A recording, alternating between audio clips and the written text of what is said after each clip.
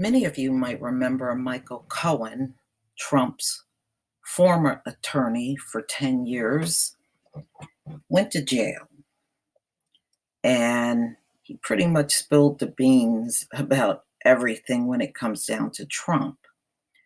Well, he is now asking for a sentence reduction.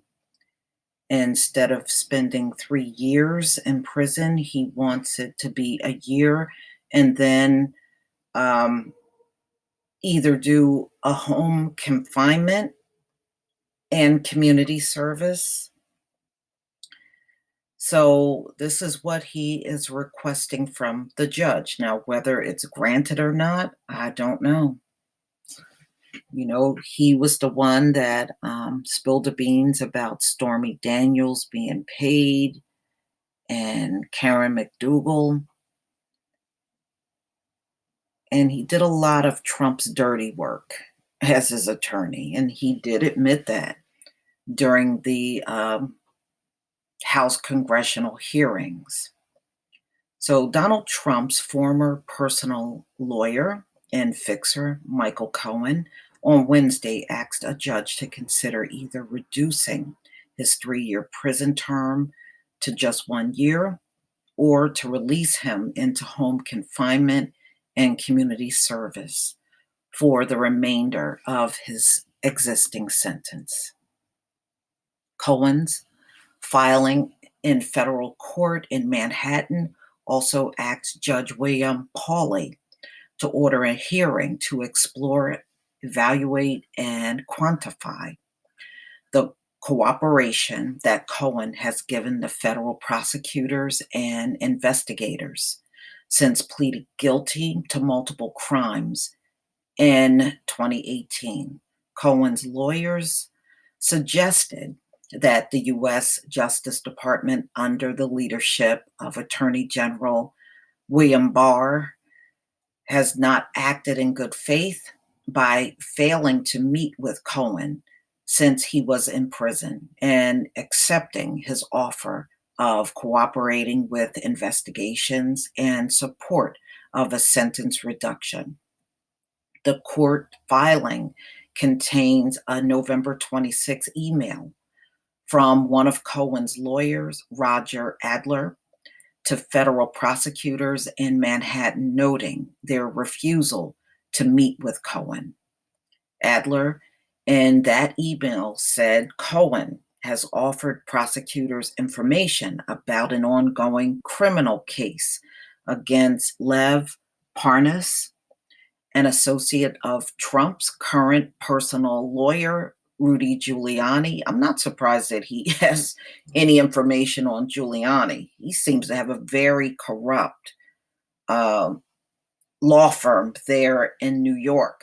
Information about the alleged financial misstatements by New York City concessions awards to Trump's organization and assistance with a probe of taxi medallions in New York and Chicago.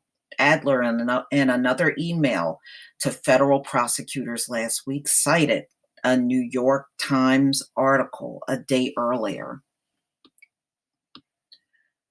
The article reported that Cohen had told investigators that another lawyer for Trump, Jay Sekulow, told him in 2017 that Cohen did not need to inform Congress about key details of a proposal to build a Trump Tower in Moscow because the project never came into fruition.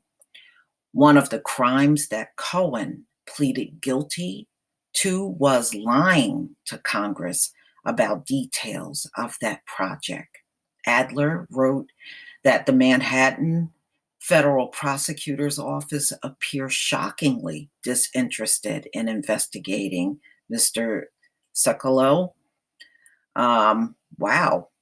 Suborned perjury and abetted obstruction of justice at the possible behest of his client, the President of the United States. Why? Adler asks. A spokesman for Manhattan federal prosecutors declined to comment. Socolow and a Justice Department spokeswoman did not immediately respond to a request. Cohen has been incarcerated at the federal prison camp in Otisville, New York, that's Club Fed, since May 6th. In court records filed Wednesday, Cohen noted in seeking a sentence reduction, not a modification, as a first offender. Cohen has been a disbarred, financially crushed, and personally embarrassed and humiliated. Yeah, for Trump, I think since Trump has been in office, I think about 6 people have gone to jail behind Donald Trump. I just never saw so much drama in any presidency in this country. This is by far, man, Trump is better than any soap opera.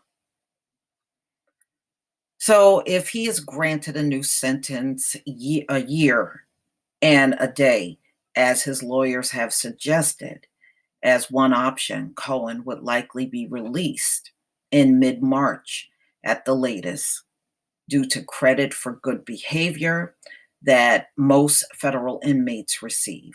Cohen, 53, was prosecuted in separate cases by special counsel Robert Mueller and by the U.S. Attorney's Office for the Southern District of York. Mueller's office has lauded Cohen for his substantial cooperation, in particular, his giving valuable information about links between Trump's presidential campaign and the Russians. So, I mean, look, he got a good chance of getting this, believe it or not. I think he does, but we shall see what happens. If you remember, Cohen paid Stormy Daniels $130,000 and facilitated a $150,000 payment to McDougal from the publisher of the National Enquirer shortly before the 2016 presidential election to avoid them going public with their claims and damaging Trump's electoral chances.